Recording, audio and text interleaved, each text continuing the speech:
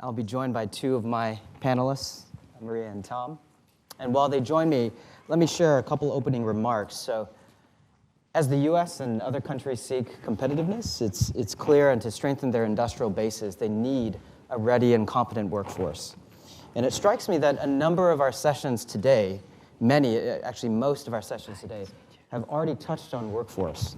And we had in the morning industrial policy sessions talking about the need for apprentices. David Otter talking about the historical hollowing out of the middle-skilled workforce due to automation, and the fact that even though manufacturing jobs are losing premiums by the hour, we're winning by the week because of robust hours per week and predictability in the jobs. We have startup companies opening themselves up to internships, wrestling with remote work, and regional solutions that are streamlining workforce programs across the state for entry-level workers and employers, talking about wraparound services as well. Then we heard from the semiconductor industry, also the biomanufacturing industry, both craft brews and how can we increase the attractiveness of careers for the pipeline, both for technicians all the way to PhDs. And then, and so just to frame our conversation today, I'd like to share just a few facts for you to brew on as we begin our panel today. Certainly there's an issue of scale, that you have chip makers estimating that in the next 5 years, in addition to 2020 levels, there needs to be an increase from 70 to 90,000 workers across the country. The submarine industrial base is estimating 100,000 production workers in the next 10 years, just to meet the most critical needs. And then you have companies like Boeing, famous for layoffs, and yet this year saying in 2023 itself, they need to hire 10,000 in engineering and management and business. So there's an issue with scale, there's an issue with enhancing. How do we teach or how do we connect people in pathways? So you have the ACT organization estimating about 20% of our high school graduates being ready for actual college-level STEM programs. And of the students who declare STEM majors, about half of them will drop out by the time you get to graduation. Then there's issues of equity. 15% of the engineering workforce right now is women. Just in January, BLS estimated the current workforce, 50% of the workforce is women. And this disparities exist across not just gender lines, but also racial lines as well. 5% of the total population for the engineering workforce is 5%, but 11% of the total workforce, Hispanics 9 versus 17. And the final comment I'll make is perhaps we're in an interesting time when the veneer of big tech as a provider of big, good, stable jobs is also fading. That just this month, we had Handshake, which is one of the primary platforms for college students seeking jobs. They're tracking the top 10 companies that are received interest from college graduates. And they're tracking search interest from the class of 2023. In the top 10, there's no Google, there's no Meta, and there's no Amazon. Instead, you'd be maybe surprised, I was surprised to find out, in the top 10, 4 of them are associated with manufacturing. Raytheon, 209% increase in search interest this past year from the class of 2022 to the class of 2023. Toyota at 101%. Lockheed Martin at 92%, Boeing at 56%. All differences between 2023 and class of 2022.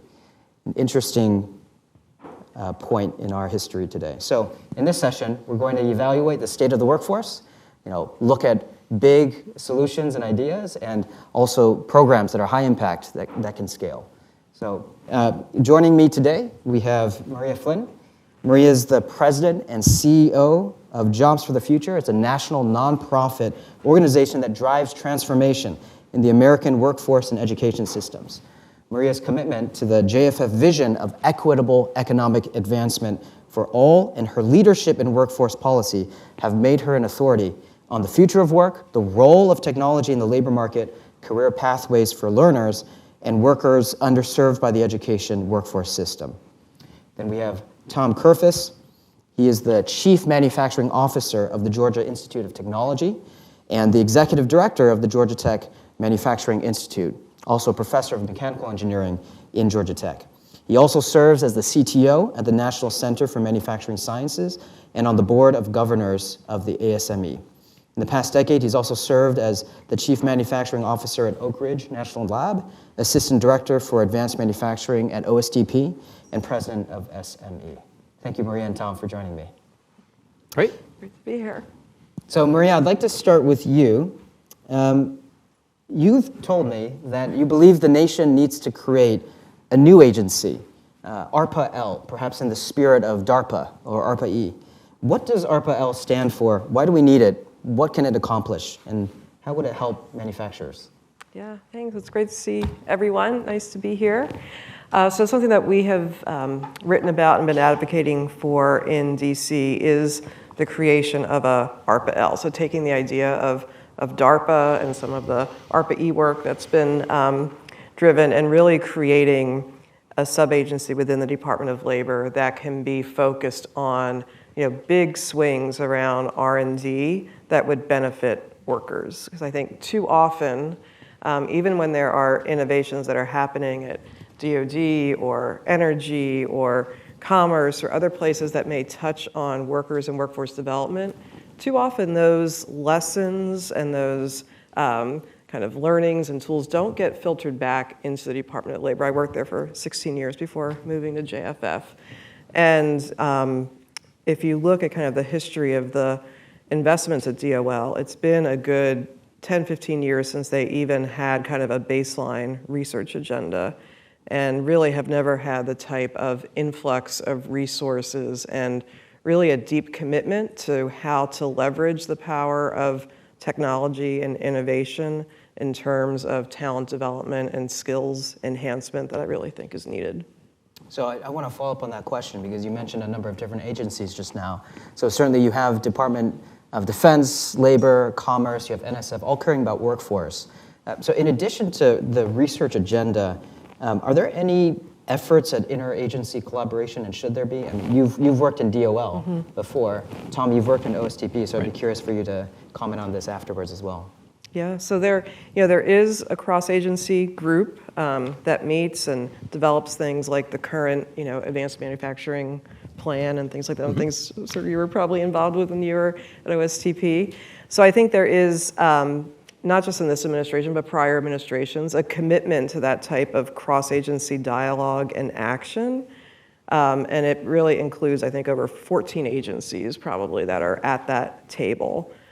I think where it could be enhanced is actually like, how do you kind of take some of that kind of base level collaboration and conversation and actually move it more into combined action? Because I do think that when it comes down to it, the agency activities, largely driven by how dollars are appropriated, are still pretty siloed. So I don't know if, or I really doubt that the federal government is like truly maximizing all of the dollars that are going into this space, particularly the ones that are focused like intentionally on building that workforce pipeline, looking at upskilling and reskilling opportunities. It tends to be very fragmented. So I think the intent is there, but I don't think it's meeting like what it really could.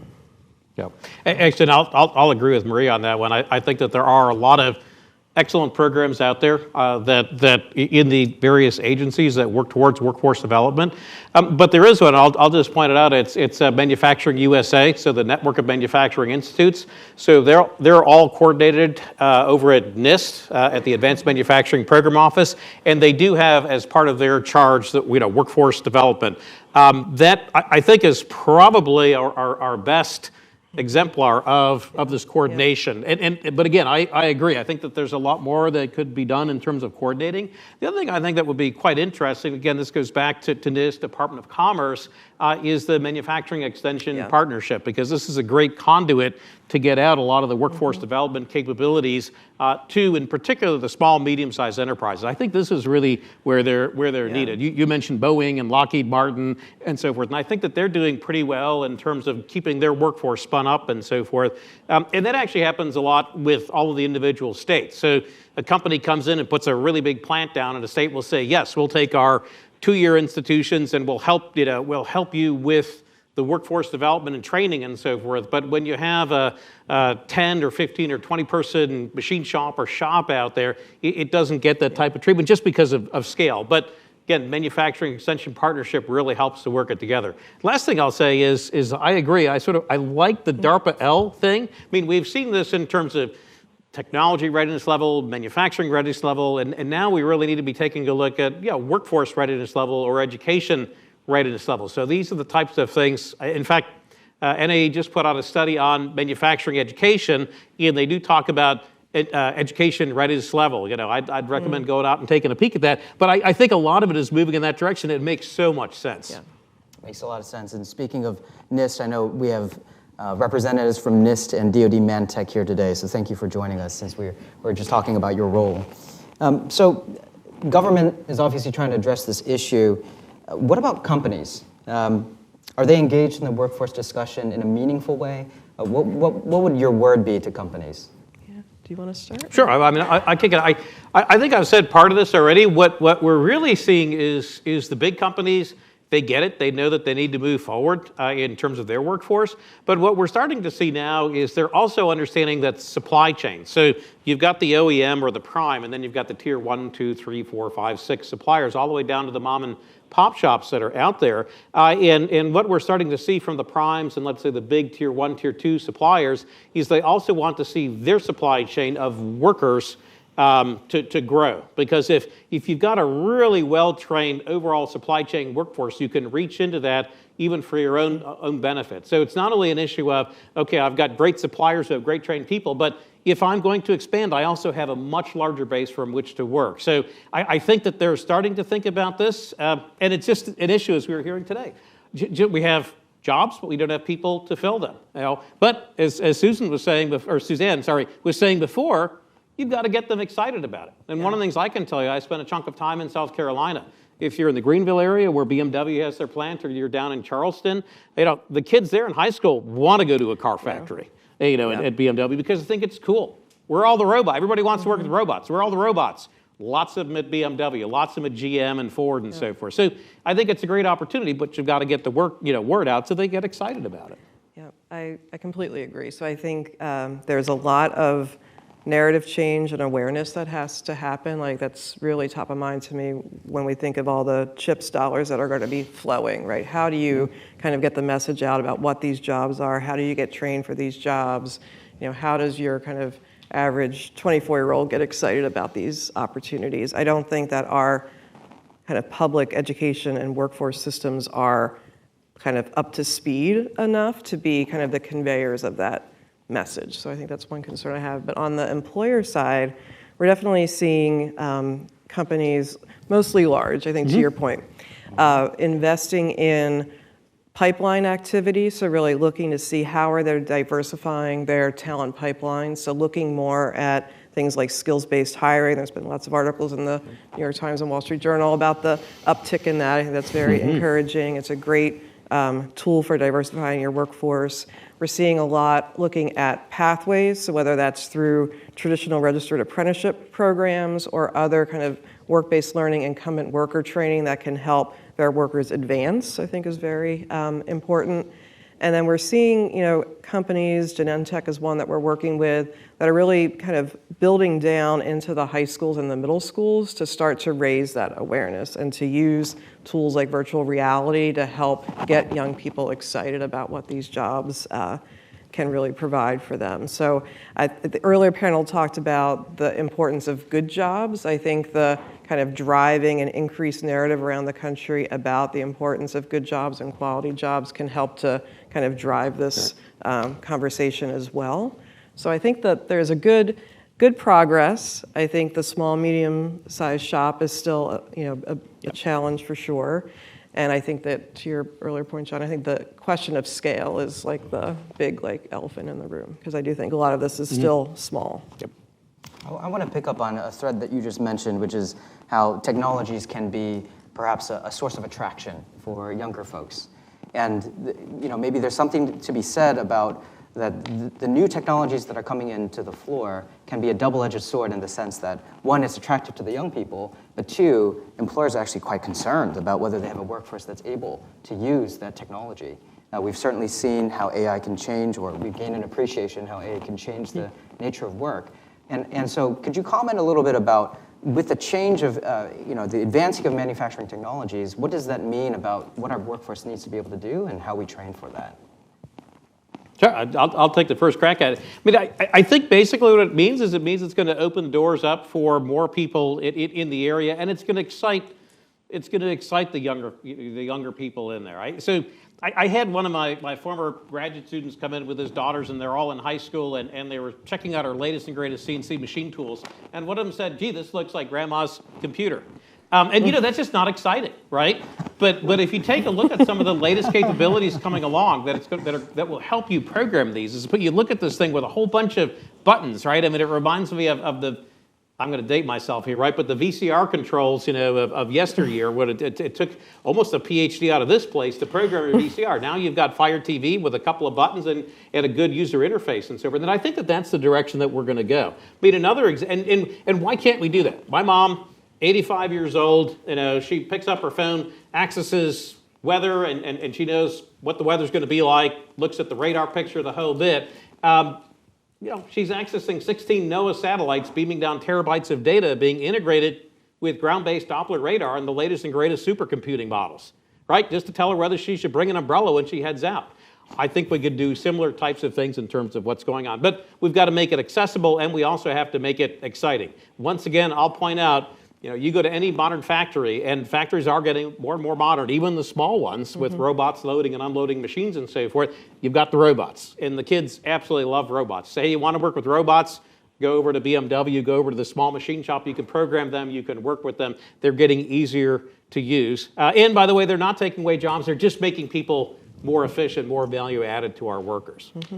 Yes, on that, I think it's important to make sure our career and technical education programs around the country are kind of keeping pace with this technology so that they know how to train the young people who are coming out of them. And I also think that there's just a ton of opportunity to use technology to help accelerate the pace of upskilling and reskilling, right? So if we can, and I think manufacturing is a good place to do this, right? So to really be able to articulate what that skill gap is, are there ways to use technology to kind of really accelerate the learning of those new skills versus kind of sending someone to a community college for a 18-month certification or something like that? So I think it's rethinking how to program some of these pathways, how to get community colleges kind of on board with new accelerated opportunities, and how to help them plug new types of skill deployment into their traditional programs. Yeah, let me just add on that, because you've hit on a really critical point. And I'll ding you a little bit, John, in terms of your intro about, we see these students dropping out and so forth. What I'm hearing from a lot of our partners in the two-year institutions, the community colleges, the technical colleges, is, it's a struggle, and I think we have to redefine what success means. So we have students who are coming in after high school and taking a semester or two of some of these courses and getting spun up, and then they get an offer from, from the local firms for $60,000, $70,000, $80,000 a year, and they say, okay, good, done. I'm taking my $80,000 a year job and I'm going to work.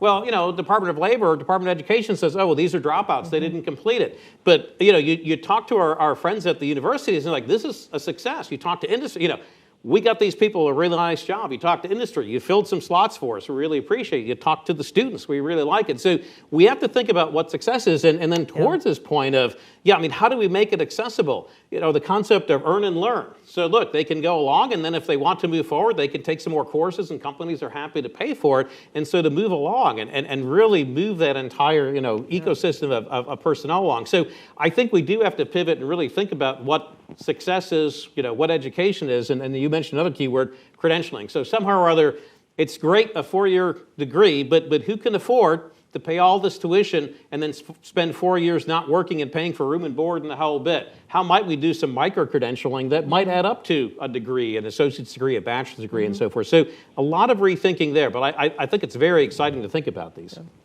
Yeah, Tom, I think you raised a really interesting point about what success really is. Certainly leading to good jobs is something that we would characterize as a good outcome, not just, for example, retention or transfer, though these are some things that we think about a lot.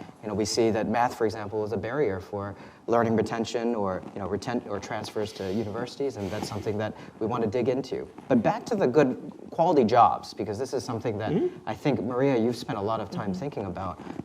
How would you define the quality of a job? And as the CEO of JFF, what are you trying to shepherd the ecosystem towards? Sure. So we are rolling out a new North Star for our organization in the field as a whole, which is that in 10 years, we want to see 75 million U.S. workers who face systemic barriers to advancement working in high-quality jobs. So that is something we're going to be rolling out over the next couple of months. We're really excited about that.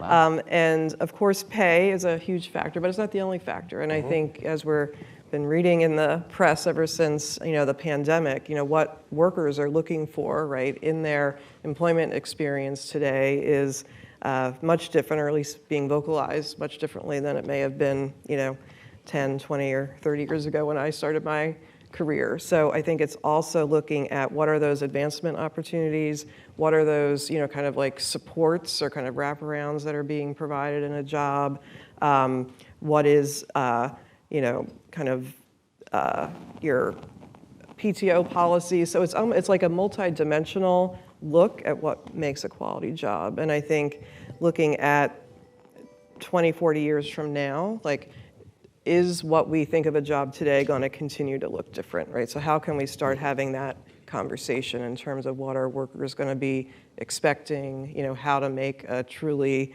diverse, equitable, inclusive, belonging environment? Like, those things are going to become more and more critically important, not less.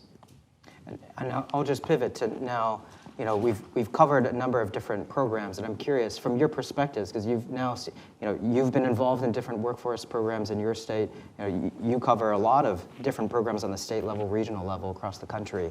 What are the programs that you've seen, whether in your state, in the country, that you believe you see are perhaps most promising? If we just had more money or more attention on those workforce programs and perhaps connected them across or scaled them, we would be in a better place. Well, so I'll just kick off. So in the state of Georgia, Georgia Tech is a public institution. It's part of the university system of Georgia. We're not part of the University of Georgia, just to get that straight. But it's the university system of Georgia, and so we have this statewide university system. A good chunk of the students actually are on a Hope Scholarship, which means that they're not paying tuition. So, I mean, it's wonderful. You can go to Georgia Tech, 0 tuition for 4 years. You've got to keep your grades up and the whole bit, but wow. It's just hard to believe. And you can go to the 2-year institutions and so forth. And again, that's the technical college system of Georgia. They're all integrated together. And to me, what's really critical here, so for Georgia Tech, of course, it's, a lot of opportunities for employment. But the technical college system, they're also tied into the local industries via, whether it's sort of the major industries or the small industries via the manufacturing extension partnership. So the idea really is not just to say, well, here's a community college, you can get your degree for free, but really, as we heard before, how do we integrate it into internships or co-ops and so forth to get the students moving in the right direction so that they see, I think, Bill, you were talking about this, right?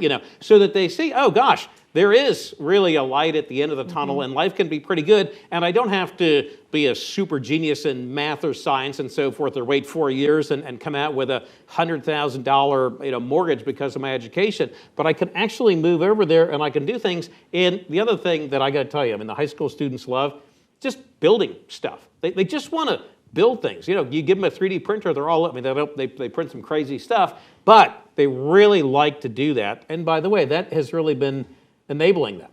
3D printing, so now all of a sudden they can read CAD files. Almost all of them are using Tinkercad, right? That actually is an Autodesk product, so they're all spun up pretty easily on things like Fusion 360. So, the reality is we have a different student, we can link them together, but just give them some of the path moving along. Last thing I'll say is, got to get to those guidance counselors. So the guidance counselors say, yeah, this is where you want to go, this is what you want to do, as opposed to saying, well, take this test, oh yeah, you should be in, I was going to say sales and marketing, but Yeah, my daughter just finished her freshman year in college, and when she was in high school and they started the college advising, the first question that her class was asked was, think about if you want to go to a college or a university. It's like, what kind of question is that? It's not even really a question. Anyway, but it's like, that's like where young people are like getting their starting point, like, let alone like looking at what these broad array of options might be. They So I didn't think say it's an like- Institute of Technology? Yeah, No, oh my God. But I think we're very biased. in yeah, this room. exactly. So I think scale is a huge issue. I would say the more internships, work-based learning opportunities, the earlier, the better, right? And so I think in looking at virtual work-based learning opportunities as an option, looking at virtual reality as an option as well. Elizabeth probably talked about this before, but I think like the intervention that has the best evidence base right now is still registered apprenticeship. I know a lot of times, like when we've talked to like National Association of Manufacturers over the years, like some hesitancy, right? I think there's still a bit of a like mindset that it only means like union, it doesn't. Some bias that it's just for like trades, it's not, right? So there's a lot of kind of myth busting to be done. But we have, worked with partners around the country to build a registered apprenticeship program that has been certified by DOL around industrial manufacturing technicians. So we did an evaluation of it, a 48% ROI for every employer that participated. This is across about 10 states. So it's like, and that's just one of many, like, what you would call like gold standard evaluations that have been done around registered apprenticeship. So it's like, the numbers have gone up, but to your earlier point, percentage of women, percentages of people of color who are in apprenticeships, pay gap, both by race and gender, still exists. So it works, but there's a lot of work that still needs to be done in order to scale it across industries and diversify the pool of apprentices. And I think that last point you made about the need for evaluation is so important because there's, in the kind of mix of workforce discussions, there's a lot of, well, this is important, well, that's important. This is the way we engage the young people, but we need to actually have more data-driven solutions as well. Thank you so much for your time. Thank you.